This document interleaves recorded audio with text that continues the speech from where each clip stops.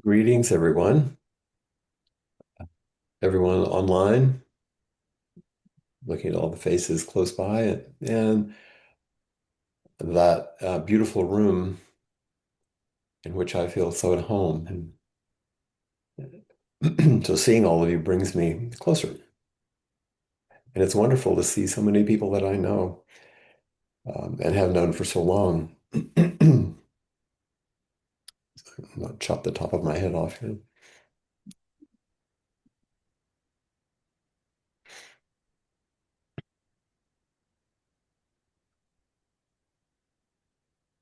When I received the information about the focus for the retreat and the Heart Sutra, and the invitation to offer this talk early on,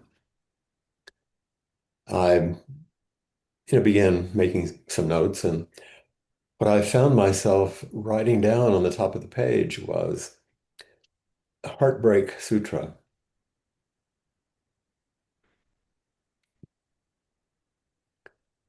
And the phrase immediately came to mind for some reasons that you might know, but um, very specifically, a memory came of the morning in which Aaron died, where the hospice nurse was checking um, his pulse, which continued quite steadily. And when she attempted to take his blood pressure, there was no reading. She couldn't detect any blood pressure. And the little oxygen sensor on his finger had no recording. And yet his heart was beating and he was breathing.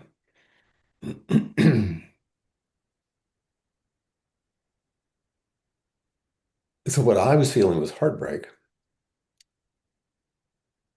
But and it's part of my grief, an ordinary thing, but what more, what more was there when all the usual markers of life were undetectable?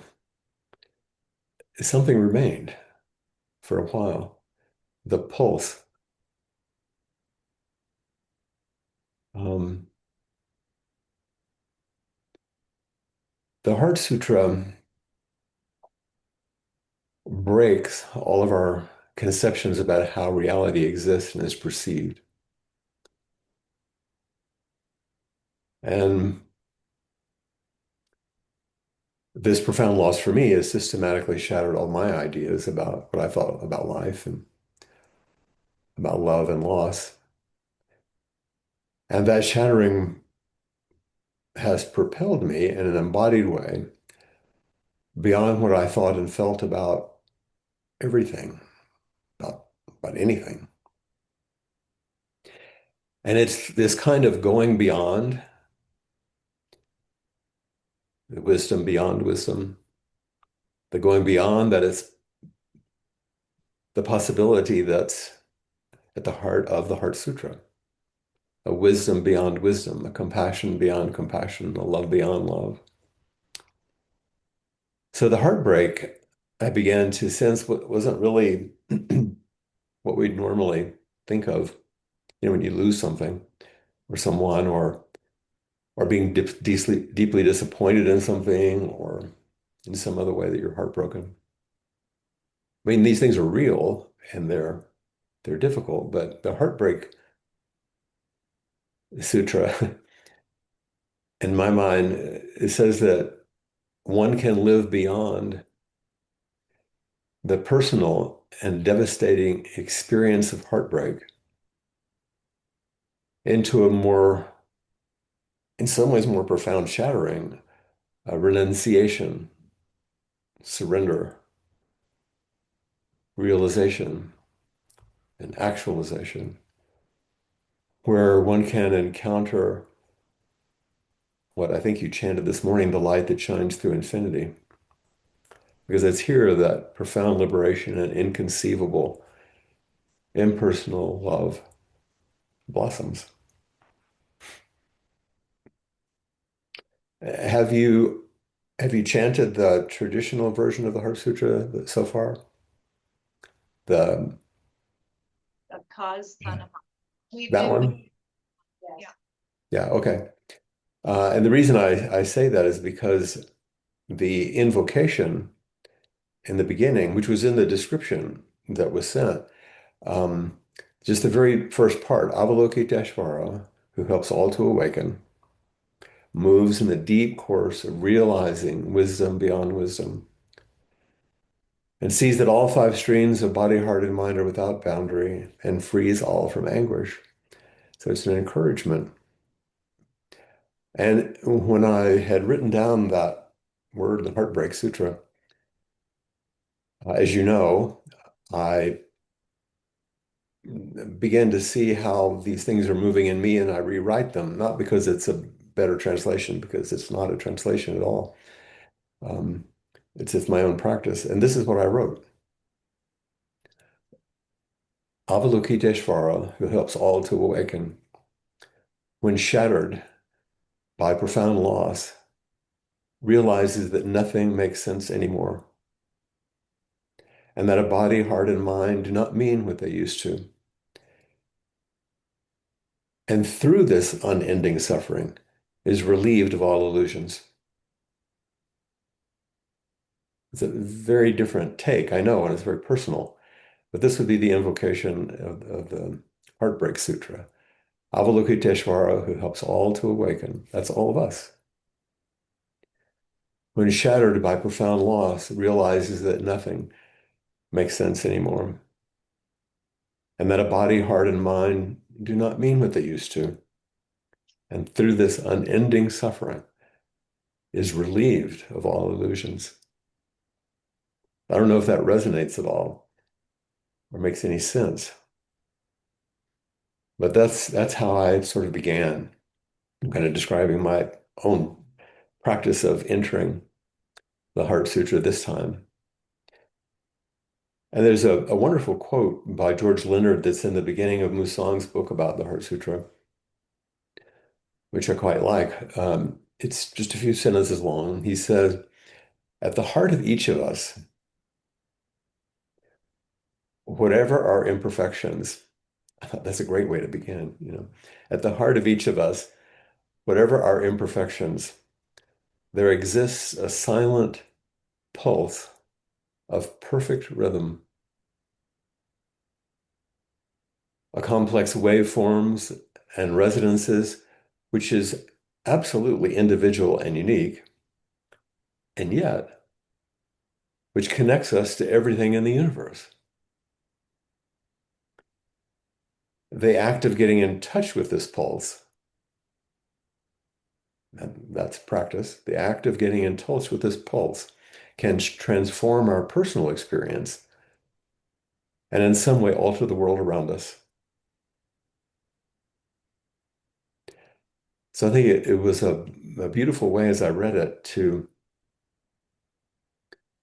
reflect on this, the individual and everyday pulse that moves in us like a heartbeat that's unique, and yet there's another pulse of life force that connects us to everything in the universe is what I was surprised by sitting with Aaron. There was something that was there and something that was not there.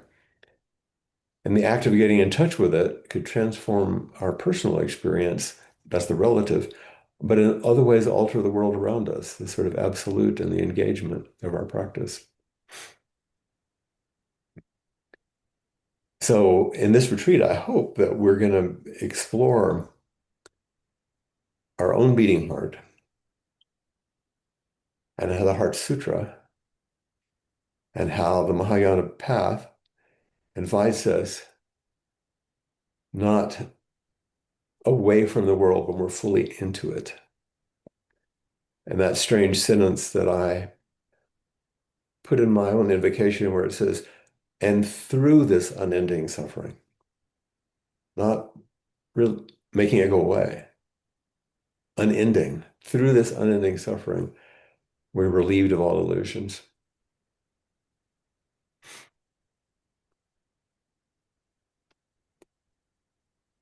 So now just a little bit of background scholarship because it gives us a context to begin with. Some of you know of Nagarjuna. He's a very important scholar and teacher in India who wrote probably most powerfully about the middle way, about our practice between being and non-being, existence and nihilism, and it's his writings are philosophically very challenging. But he was pointing that there's holding that, underneath the absence of all substances and qualities and essential characteristics, all the ways the rug gets pulled out of this ever-changing world, there still remains, in some ways, an ultimate reality. He wouldn't have called it that, but it's what we would use the term of dependent origination or mutual causality. Um, and the word that is used in Buddhist texts is shunyata or emptiness. But this, and many of you have heard this, but I think it's worth reminding us, this doesn't mean complete nothingness, this emptiness, but instead, and these are Musong's words I really liked, shunyata is serenely vibrant, which moves us from non-being to wondrous being. A serenely vibrant understanding or actualization or realization that moves her from non-being, emptiness, to wondrous being. It reminded me a little bit of what the astronauts were expressing, as they went around the moon, this sort of wondrous being that couldn't be contained. In fact, that it's interesting because in Chinese, when they were searching for a word to translate from the Sanskrit, Nagarjuna, to translate shunyata, they used the character for sky, the sky. All dharmas are empty like the sky, beautiful, expansive, blue, the what, always ready to receive, a bird, the wind, a cloud, a spaceship, the sun, the moon, or an airplane. So the emptiness or boundlessness of the Heart Sutra isn't the emptiness of despair, a bleak nothingness, but it's the emptiness of all limitation and boundary. That the actualization of this emptiness of mutual causality is what it's empty of is limitations. Reality is empty of boundaries. And it's this unbound, open, infinite release that's being pointed to. So the main purpose of the Heart Sutra is basically to explain or to demonstrate in some way the core practice of Mahayana Buddhism, the Bodhisattva way. And as the title suggests, the classical title, that there is a wisdom that's beyond wisdom. It's not just a classical, it's something that goes beyond. And so as I sat with my embodied experience and thoughts about the Heartbreak Sutra, I thought, well, what if it's also, you can also use the lens of what if it's a love that's beyond love? What if it's a love that goes beyond what we normally think of as love? And so when we read Avalokiteshvara, who helps all to awaken, moves in the deep course of realizing wisdom beyond wisdom, sees that all five streams of body, heart, and mind are without boundary, and frees all from anguish. It's saying this is what's happening. I think you chanted the universal energy of wakefulness maybe this morning, in one of the practice versions. Avalokiteshvara, the embodiment of compassion, who helps all to awaken, lives in the deep energy stream of transmitting the light that shines through infinity. and can see that all the various streams of body, heart, and mind can be unburdened and freed from exile. So I was writing it this way for myself to help it be kind of open up or become accessible and say, oh, there's something, the light that shines through infinity unburdens us and frees us from the way we sometimes exile ourselves. And then I thought, well, if I use the lens of love beyond love rather than wisdom beyond wisdom, I would probably write that beginning like this. Avalokiteshvara, a living channel for compassion, who helps all to awaken, moves in the deep course of realizing the love beyond love, which is none other than the inconceivable blossoming of universal compassion and boundless kindness, and sees that the fullness of love streams through our body, heart, and mind without boundary, freeing all from anguish. So the rest of that version you'll chant at another time. Um, but I wanted us to begin to open this up a bit. And so, and also to realize that even though I'm talking about it in a more classical or philosophical way right now, the wisdom of Shunyata is not some special like opinion or category, like we have learned about Shunyata, but it's a realization that you experience in your own bones and marrow. It's the realization of the empty nature, the boundless nature of phenomena rolling on endlessly, in which then we no longer see ourselves as intrinsically separate from the rest of the phenomenal world.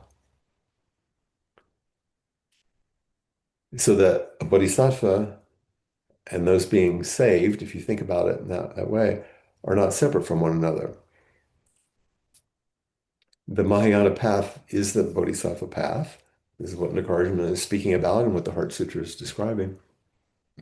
And sometimes the translation we use for the third pure precept is to live and be lived for the benefit of all beings.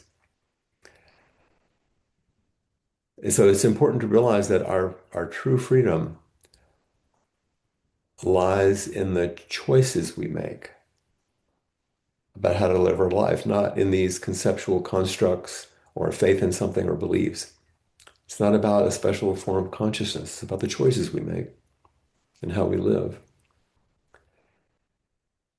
And if we understand that to live by vow, because that's really what we're talking about, is also not a concept or a doctrine, but it's a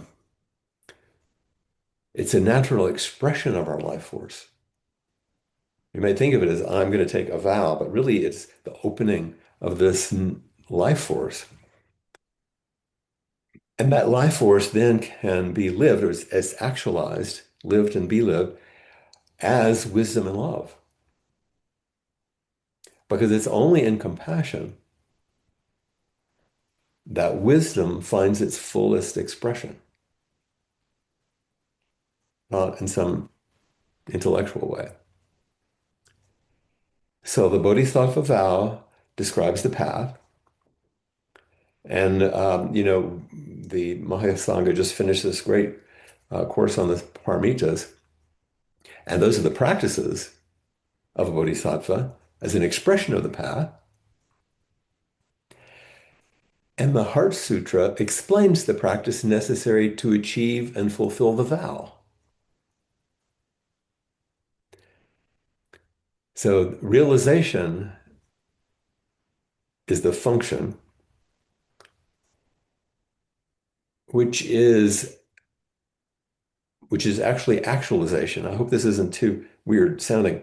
The Heart Sutra suggests that there's something that we can realize, which frees us from suffering, but it's actually the actualization of that realization In other words, the choices we make, the way we live our life, the bodhisattva path that we've chosen, described by the paramitas, that suggests that everything about the sutra isn't intellectual investigation, but embodied practice,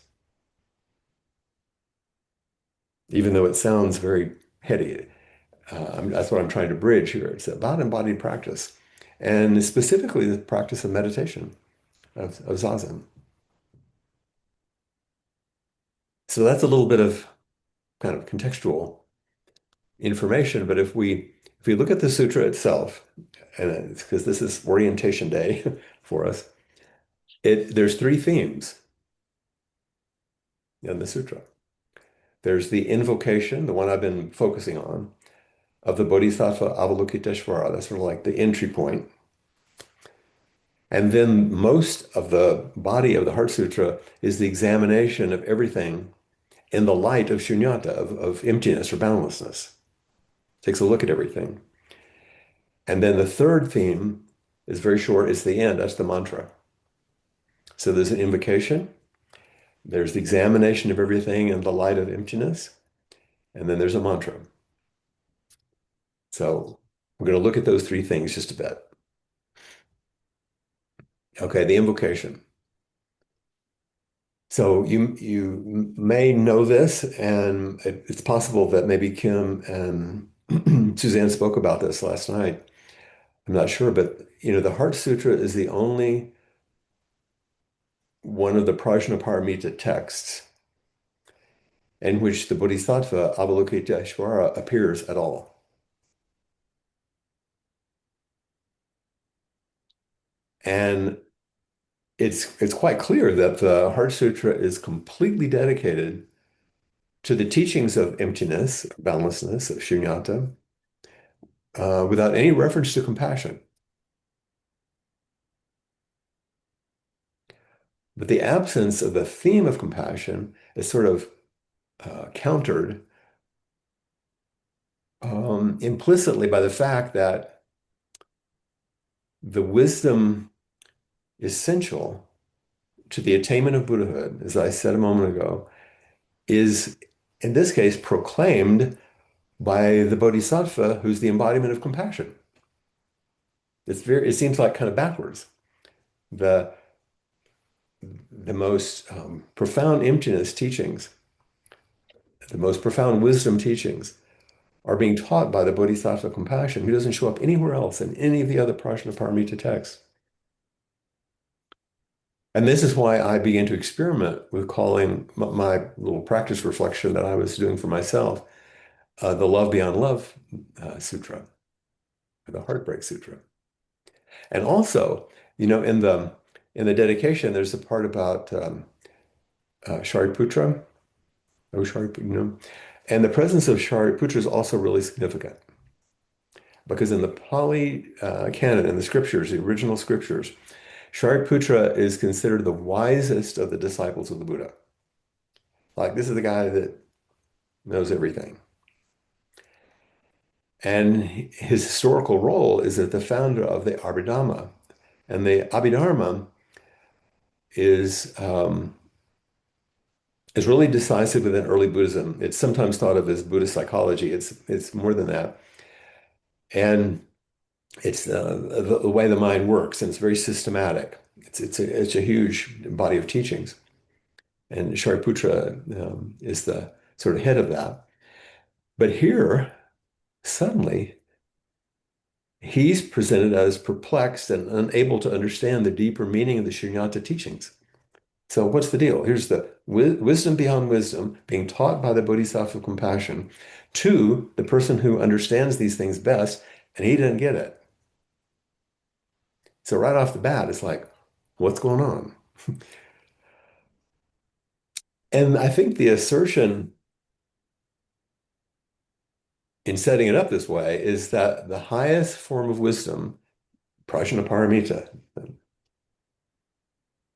shows us that all of the units of experience are ultimately empty. In other words, empty of limitation and boundary, like we think of them. And the teachings of Shunyata, Heart Sutra, begin where the Abhidharma leaves off, where it ends. So the Abhidharma describes all these things about how we think and feel and our constructs about, that we work on in the middle. And it comes to an end, and then Shunyata, like Heart Sutra, takes it another step. So this sutra deconstructs everything that came before it. Four Noble Truths, the whole Abhidharma, and articulates a new framework of how the dharmas are to be understood. So that's why it's so radical. And there's a whole lot of intellectual and philosophical stuff we could go through, which I don't think is that crucial. It's just important to know that it's where it stands. So remember, in Buddhist metaphysics, the dharmas represent all the mental, physical, and spiritual phenomena, all these things. Anything that can be known or cognized, the dharmas. And they're the ultimate building blocks of experience, thoughts, sensations, physical things. And that's all that's explored in the Abhidharma, like how all that comes together, how consciousness works. And I was really struck by the description that I received. I'm not sure if Suzanne or Kim or the practice committee wrote it, but it was really good. It was like a whole beautiful teaching. And there was a part in it that said, by stripping away our habitual reliance on the senses and intellect, the Heart Sutra opens us to a deeper truth, freeing us from fear, longing, and aversion. It tells the practitioner that there's nothing to gain and nowhere to go. Only a reality to be awakened to, that's the realization, actually as it is. And this awakening is liberation. So if you go back and read the description, that part is worth sitting with. It's quite good. And in Musong's book, he says, these are his words, the Buddha's proposal for liberation from some suffering is simple enough. I love that beginning. The Buddha's proposal for liberation is simple enough. Understand the true nature of phenomena, including the self, and don't cling to anything. This clinging will eventually lead to serenity, contentment, and joy in life. So there you have it. Easily said, not so difficult, not so easy to do. So all that are reflections about the invocation. But now I'm gonna stop for a minute and put a warning label on what I'm talking about. Because these two reflections that I've written that you chant, the Love Beyond Love Sutra and the Universal Energy of Awakening, there's a little trick that I've done, not on purpose. In some ways, they take us back to the Abhidharma, closer to our thoughts and our sensations and our feelings and the physical components that, of embodied experience to help us, to help you, to help me bridge the heartbreak.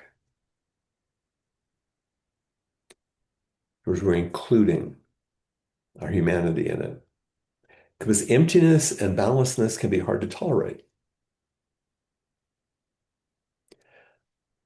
especially when we've been tenderized by loss. Or maybe we've just simply been clinging to some ground or certainty that we have used as barriers so we don't have to face the terror of groundlessness. So I know that when I share with you my practice versions these reflections I've done, it is moving us back a little bit into the Abhidharma, into the Buddhist psychology, but it's for a reason to help bridge and give you an access, a portal to tolerate some of the things that come with emptiness. Does that make sense? Okay, so the invocation we just spoke about. Now, the middle part, considering everything as shunyata or emptiness. And the sutra, as you know, includes all these lists. no eyes, no ears, no tongue, all these lists, because that's the way the Indian mind categorized things. We have the Four Noble Truth, the 12-fold chain of causation, the six paramitas, all these things, the Eightfold Path. It's always lists. And that comes from original Buddhism in India. The five skandhas, um, and I'm not going to go into all of them.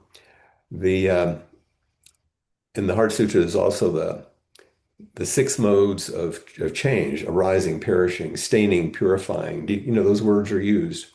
The six sense organs, the six objects of our senses, the six sense consciousnesses. There are certain elements of the 12-fold chain and the Four Noble Truth, but anyway, you see all these lists. What's communicated by listing them and saying these don't actually exist like you think. What's communicated is that there's no essences. There's only processes. There's no essence. There's no things. There is just contingent process. The ceaseless contingent change, that's the core of the universe. That's the pulse, the silent pulse of the universe. So shunyata is a dynamic pattern, not an entity. It's patterns of aliveness. And this is a small change in wording, but I want you to really see how much it matters. There's a crucial difference between, we say form is emptiness, emptiness is form in the traditional one. There's a crucial difference between form being empty and form being emptiness. Think about that for a minute. We can say form is empty. That would mean form is a thing and that can be described as empty, which would be another thing, another way of understanding it. But form being emptiness, not form being empty. Form is emptiness. Then form is a contingent flow manifesting in form. It isn't a thing that doesn't have a essence. Do you get a feeling of this? It's very different, of form being empty and form being emptiness. Because the Heart Sutra is claiming that in the midst of phenomena where everything's changing, the reality of this boundlessness of inner relational activity continues, and that never changes. That's the way that never stops. There's not a before or an after or a thing that then becomes not a thing because there aren't any things. It's all change always. And the Heart Sutra is saying, guess what? The same is true of our sense organs and the object of our senses. Our consciousness is one contingent activity. And the Heart Sutra states that our ultimate experience goes beyond all these consciousnesses that we can label and enumerate that the Abhidharma describes. There's something beyond all that. It's like, oh, it's is to the side. Here's a couple of scientific correlates. Musang really liked this stuff. He liked physics. So Bell's theorem suggests that when either of two correlated particles are observed in physics, no matter how far apart they are, the one that's being observed affects the other one. Whereas you can't observe anything without it affecting other stuff. They're not separate. As if the two particles that are being observed are embedded in the observing consciousness itself. And this comes from physics. It's like, this is like some of the mystery stuff. Like, what? And even before that, before Bell, Heisenberg formulated the uncertainty principle, some of you probably studied, that it's not possible to examine a situation or a system without altering the system. You can't just like look at something and observe it and it stays the same. If you observe it, suddenly your consciousness and the observation changes it because everything is one consistent, contingent activity. Now, if you think of that in meditative terms or consciousness, the deepest experience of meditation, of sitting in zazen, is we begin to realize that the object of our consciousness is embedded in the observing consciousness. It's not like I'm over here observing and there's something I'm observing. I'm here, my laptop is there, you're over there. That all those objects are embedded in my observing consciousness. They're fused together by the energy or emptiness out of which both emerge. They all emerge out of the same thing, of this one whole activity. So these things do kind of blow your mind, in some ways. On a kind of a philosophical note, shunyata, emptiness or boundlessness, we're using, isn't negation or nihilism. It doesn't say, well, nothing exists. It suggests that everything is empty of individuality. So actually, what it points to is fullness, which seems like the opposite. It's not saying there are no eyes, no ears, no nose. It's not saying those are not there. It's suggesting that when we open to the wisdom of emptiness, that there aren't any difference among all these things. Therefore, an impersonal, boundless love arises. As long as it's personal, as long as it's associated simply with my eyes, my ears, my nose, my tongue, my body, my mind, my own heart, there is a truth to that, of course.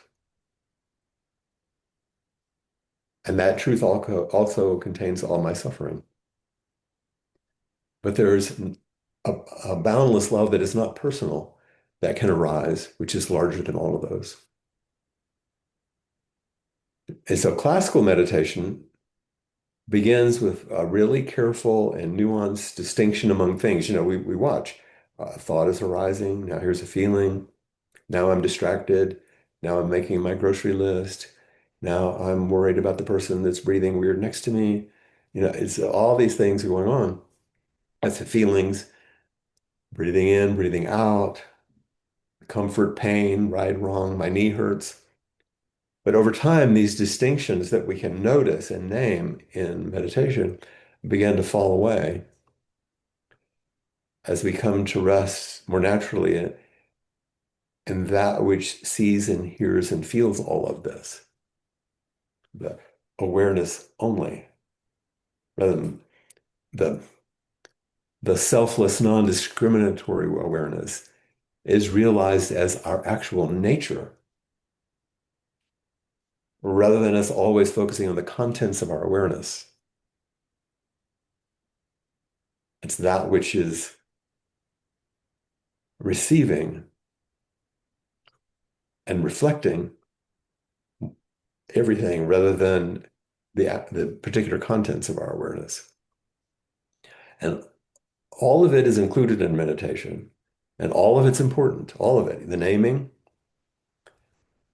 Therefore, form is boundlessness, and boundlessness is form. All of it's contained in meditation, both the naming and the awareness only. And nirvana is translated as profound serenity. And it doesn't come out of annihilating all these things, no eyes, no ears. Nirvana is the experience of shunyata, is actually the embodied experience of emptiness, of boundlessness. It's like when we're released and relieved. And the sutra, which is kind of ruthlessly declares that there's no cognition and no attainment because there's nothing out there to cognize or attain. Um, because of spiritual knowledge or wisdom, we're like text knowledge or learning. it would go against everything the Buddha is trying to convey. It can't be contained in anything. So that's just kind of a way to think about all the different things that are in the middle. And then the mantra underlines what I was just saying about what the Buddha is trying to convey, that it's all beyond what we think of. And so the mantra at the end, gate, gate, paragate, parasamgate, bodhisvaha. These are specially combined sacred formulas, kind of, which are come out of these old texts. But they're sounds that evoke certain energies, and sometimes they offer protection. And the sounds are not usually understandable in the usual way. And that's really useful because they don't appeal to the intellect then, but they somehow do something to your whole being. And the recitation of a mantra can invite us to come together using our voice, our one voice, to represent one heart, one mind, one body. So the individuality starts to fall away. And a mantra can be also like a little prayer for healing or having merit in past. It's sometimes thought that way. And the mantra in the Heart Sutra is a constant reminder of our awakened nature that keeps this wisdom beyond wisdom and love beyond love circulating, working. The mantra, like, is the energy of the pulse of the universe. The Thich Nhat Hanh translation in English is so gate, gate, paragate, parasamgate, bodhisvaha. Arriving, arriving, arriving all the way together, awakening, such joy. The classical translation that you often see is gone, gone, gone beyond, gone completely beyond. And the bodhisvaha is kind of like far out. You know, it's like going beyond, beyond, even going beyond, beyond. So it's interesting that Thich Nhat Hanh's is about arrival, and the classical one's about going.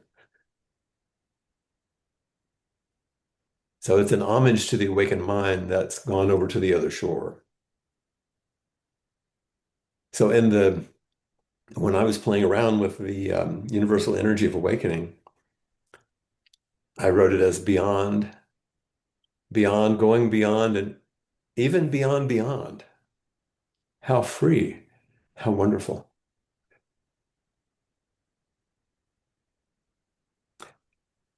And in the Love Beyond Love version, I wrote love, love, love beyond ordinary love, and even beyond what you could possibly imagine.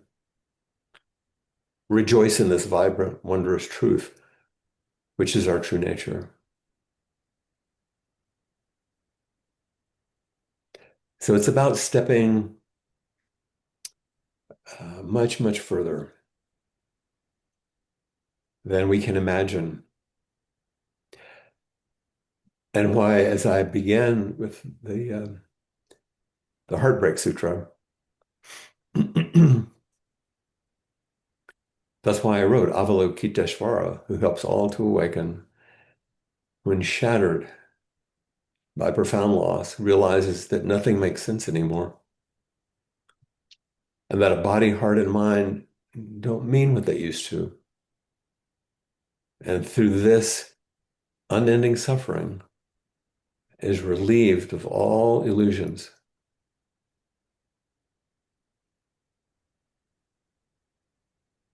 So if we come back to the heartbreak, this deep realization of compassion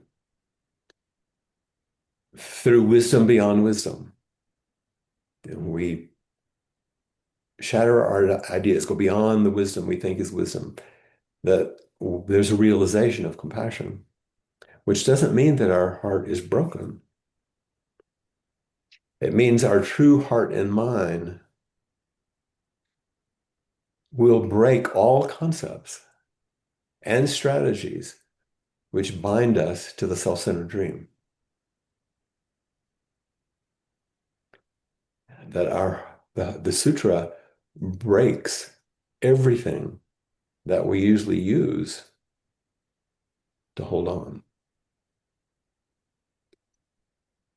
so that we're relieved of suffering, because the suffering comes from clinging to the self-centered dream.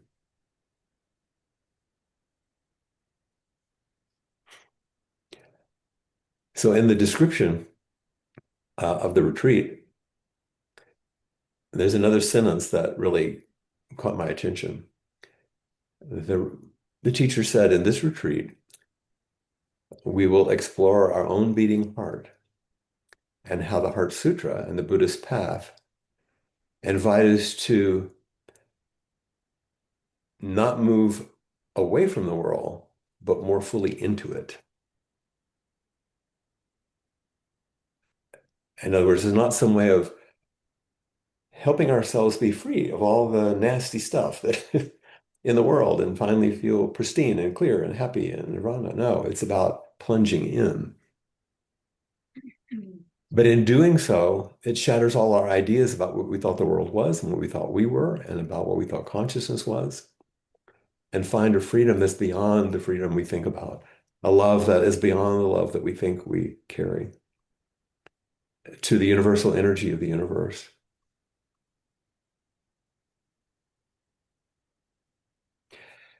And as we often do, I'll finally stop talking about all this stuff, um, and offer a poem as sort of a benedictory one. And this is a poem that most of you probably know quite well. It's, of course, a Mary Oliver poem in this case. Uh, and the reason I'm reciting it again here at the end is because it focuses on both the heartbreak of ordinary human grief, the essential nature of relationality and spiritual friends and sangha to help us tolerate emptiness and groundlessness, the importance of practice, without which we couldn't move through all of this, and the resolution of the shattering that comes from loss. So the poem is entitled Heavy. Like I said, I'm sure many of you are familiar with it. I'll read through it and then I'll make a couple of comments. She writes, that time I thought I would not go any closer to grief without dying. I went closer, and I did not die. Surely God had his hand in this, as well as friends. Still, I was bent, and my laughter, as the poet said, was nowhere to be found. Then said my friend Daniel, brave even among lions, it's not the weight you carry, but how you carry it. Books, bricks, grief, it's all in the way you embrace it, balance it, carry it, when you cannot and would not put it down. So I went practicing. Have you noticed? Have you heard the laughter that comes now and again out of my startled mouth? How I linger to admire the things of this world that are kind and maybe also troubled. Roses in the wind, the sea geese on the steep waves, a love to which there's no reply.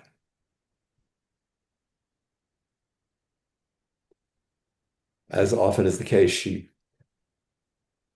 includes so much. The time I thought I would not go any closer to grief without dying, I went closer. The invitation to plunge in, to, to move into life instead of away. to allow the shattering. And I went closer and I did not die. It's up for grabs some days, but so far I've not died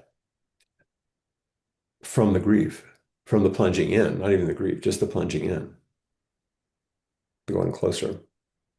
And then she says, surely God had a hand in this as well as friends. There's a theistic reference, which is fine, that something in the universe, the actual universe, all the Buddhas and Bodhisattvas throughout space and time are supporting me and my friends.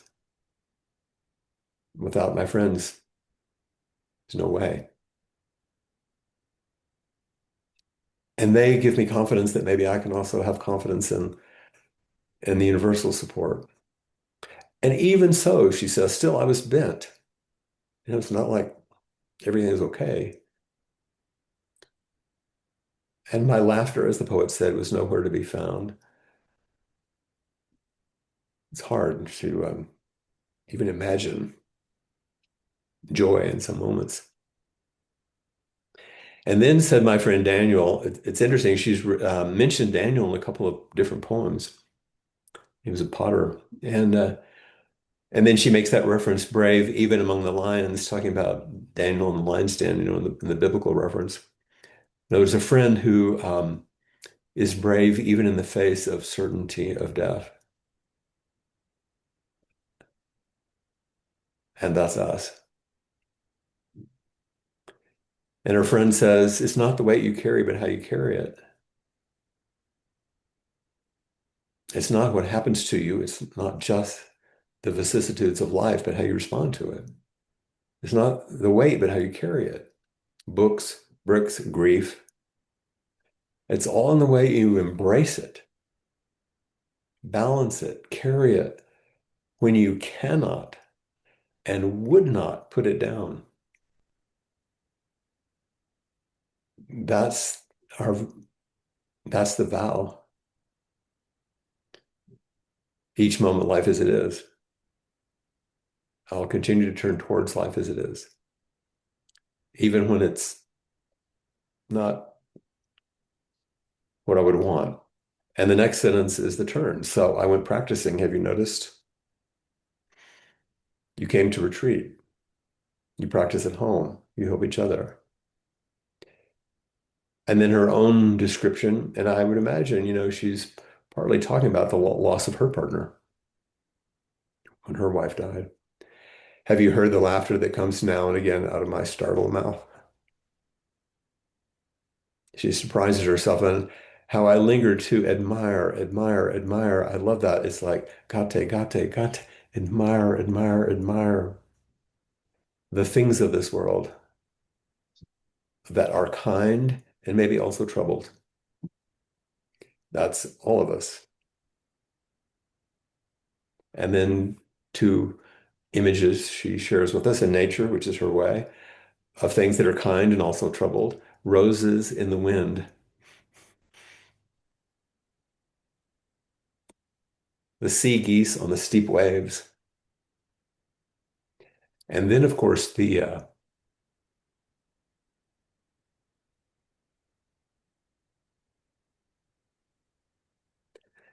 tough one,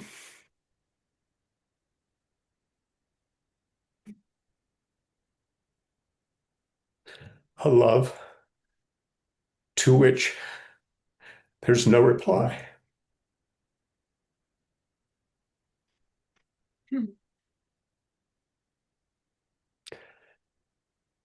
So, what I want you to think about and sit with in the retreat is what is this love, capital L, that is beyond love with a small l? What is this love that is beyond love?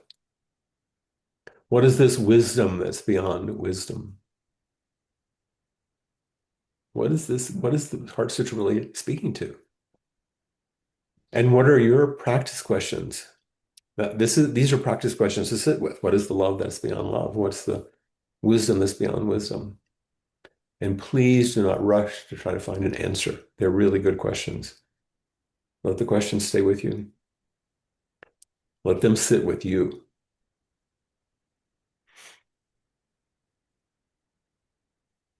let them ferry you to the other shore. Don't try to get there.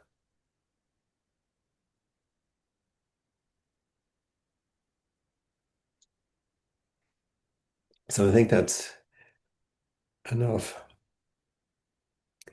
maybe to give us an orienting container for the Heart Sutra and for our practice.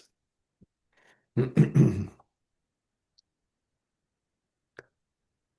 so maybe we should just sit for a few more minutes. I think that's what's on the schedule before we come to the place of doing our meal chant and going to lunch.